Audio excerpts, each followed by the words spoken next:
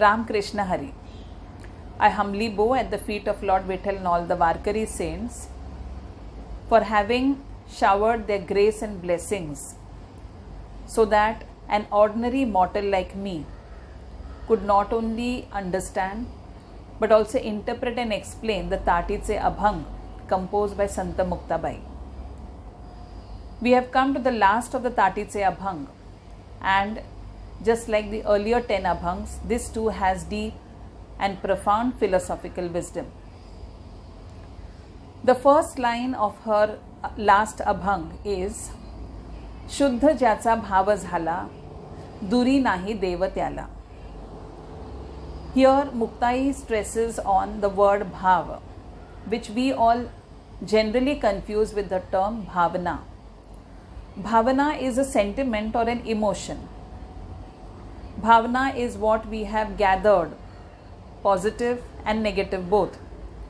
Positive emotions in the form of love, in the form of gratitude, to be thankful, to help one another. These are our positive or shubha bhav.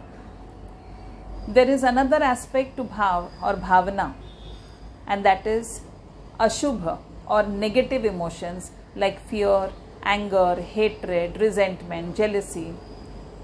But here Muktai is talking about a third bhav which we all have, but we have smothered or covered that with the layers of these shubha, that is positive and negative emotions. That third bhav which she talks about is Shuddha bhav. Shuddha bhav can be understood as a spiritual attitude, or it is an instant awareness or an intense awareness of the divinity or connection to the higher self. This happens to many of us at many times. It could be that when someone's waving an arti in front of the idol and suddenly you have tears flowing down your cheeks. Or it could be that certain memories of your guru or incidences that you have experienced with your guru can bring tears into your eyes. Certain musical melodies, certain words, certain scriptures suddenly make you tremble. Some people go into those modes of bhav also. They have trembling all over their body. Some of them even fall down unconscious. Like Ramakrishna Paramhans, when Goddess Kali's bhajans used to be sung, or he would be in intense devotion towards her, he would talk to her, and when that instant connection between the child, that is Ramakrishna Paramhans, and the mother, that is Goddess Kali, would take place, he would fall down unconscious or he would go into a trance, and that is what is called as bhav. So bhav is an intense awareness of that divinity in you, and that is what Muktai is also telling us here, that if you have that bhav, that divinity will be very much into you. In fact, it is there in us, but we have not realized because we have covered it with layers of so many other unwanted things. So you don't have to search for divinity outside you. It is in you. The only thing it is waiting for is your awareness that it is in you. And that is why even Kabir says in his doha, Moko kahan dhunde re bandhu, main to tere paas. The divinity is telling us, where are you searching me outside in the world? I am in you. But how do we get connected to that higher self in us? Only by Shuddha bhav. So when you remove all these layers of positive and negative emotion, what remains is a spiritual bhav, and that awareness is the place where our higher self or a subtle form is. She says to get this divinity into you, to be aware of the divinity into you, it's there in us. To be aware of the divinity in you, you have to have practice. You will not be aware of that God residing into you or that energy into you by just mere words or hearing a few lectures or reading a few books. She says you have to have a sadhana for it. So the next line she tells us, अवघी साधने हातवटी मोले मिळत नाही Hati. So she says these sadhana or spiritual practice, as you call it, is a must if you want to realize yourself. Sadhana or spiritual practice, she says, you will not get it in the market. That is, you may have crores in your bank account, but you cannot buy divinity with that. So you can't go to the market, place a few rupees on the table and say, come on, give me sadhana. So she says, Mole milat nahi hati. Hati is market. The marketplace will not sell you sadhana. Marketplace will sell you everything. But this is something which you have to develop within you by constant practice. Spiritual sadhana, there are many ways in which you can do this. It can be meditation. It can be by naam jap. It can be by singing in praise of the Lord, bhajans, or it can even be completely involved in your day-to-day activities without getting attached to it.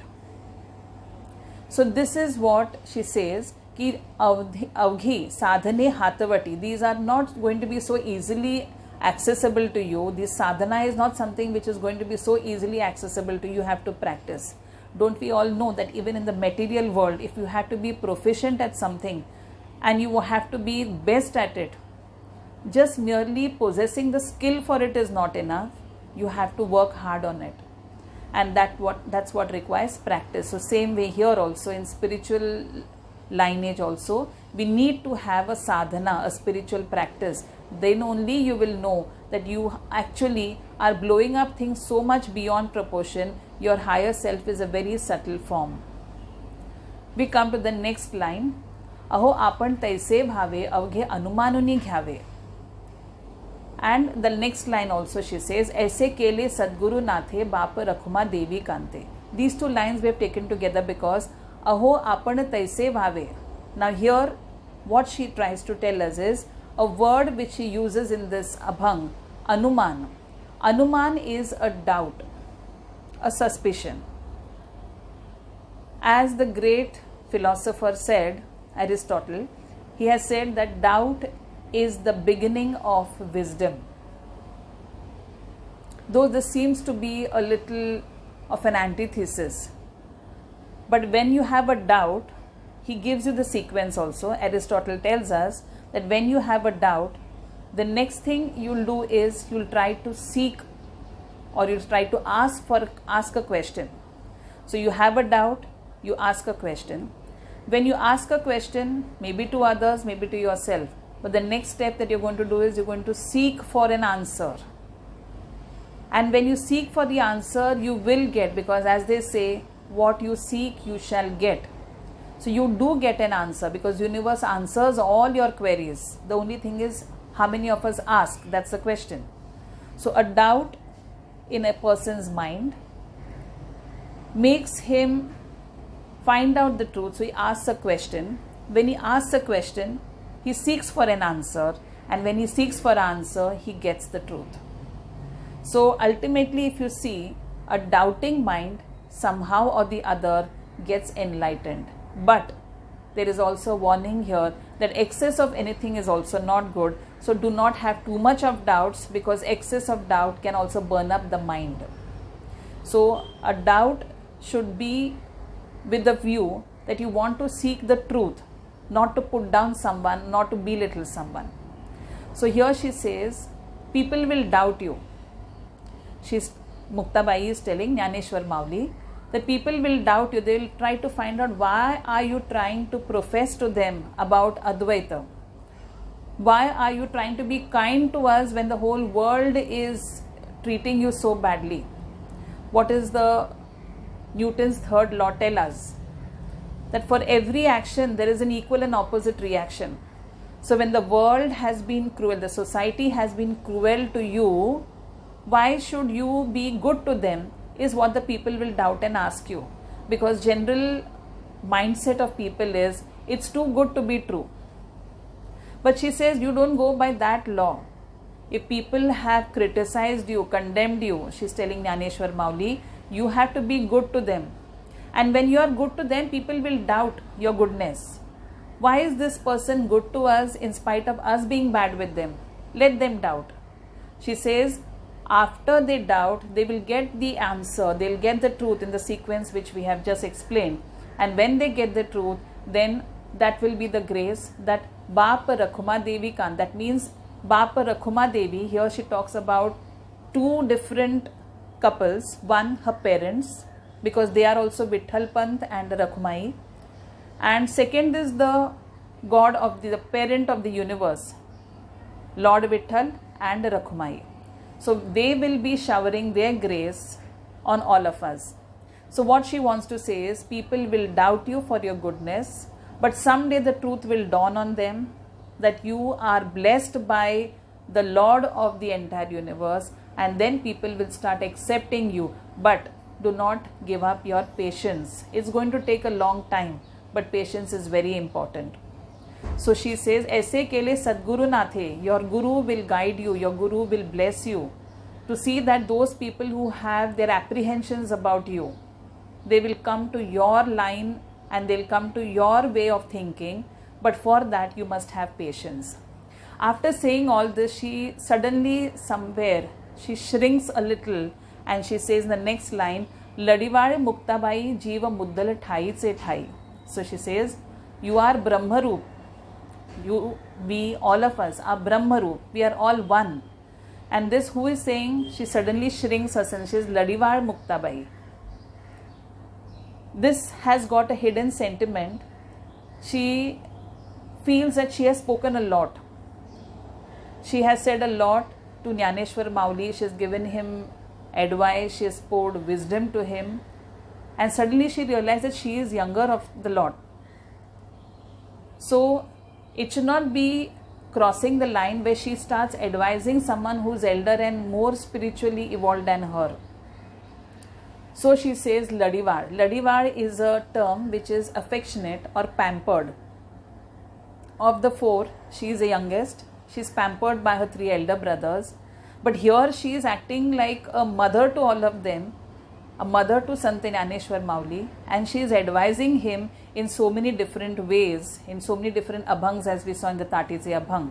So suddenly she realizes that no, I think I am crossing my limit. So she said, please don't look at it as an advice or an instruction or an order. Ladivar, very lovingly I am telling you, very affectionately I am telling you that you are Brahma Rupa. You can find out the truth for yourself, who you are. And she says, Tumhi Taruna Vishwa Tara. You also cross the samsara sagar and help others also who want to come out of it. So, Tati Ughda Jnaneshwara. Open that door of your heart, not only of that, but even of your mind. Come out into the world and help all these people who are struggling to come out of the snare of material life. This completes the 11 Tatiche Abhangs. And as I said, it is only by the grace and blessings of all the Gurus, the Varkari saints, and of course of Lord Vitthal that it was possible to come to these interpretations. If there are some differences of opinion, please forgive me for it. In the next session, we'll have an interpretation where there will be a revision of the entire 11 Abhangs in a few seconds. And after that, we continue with Sant Muktabai's Charitra. Ram Krishna Hari. शुद्ध ज्याचा भाव झाला, दुरी नाही देव त्याला. अवघी साधने हातवटी, मोले मिळत नाही हाटी. अहो आपण तैसे व्हावे, अवघे अनुमानूनी घ्यावे. ऐसे केले सद्गुरुनाथे, बाप रखुमा देवी कांते. तेथे कोणी शिकवावे, सार साधुनी या घ्यावे. लडिवाळ मुक्ताबाई, जीव मुद्दल ठाईचे ठाई. तुम्ही तरुण विश्वतारा, ताटी उघडा ज्ञानेश्वरा. ताटी उघडा ज्ञानेश्वरा, ताटी उघडा ज्ञानेश्वरा.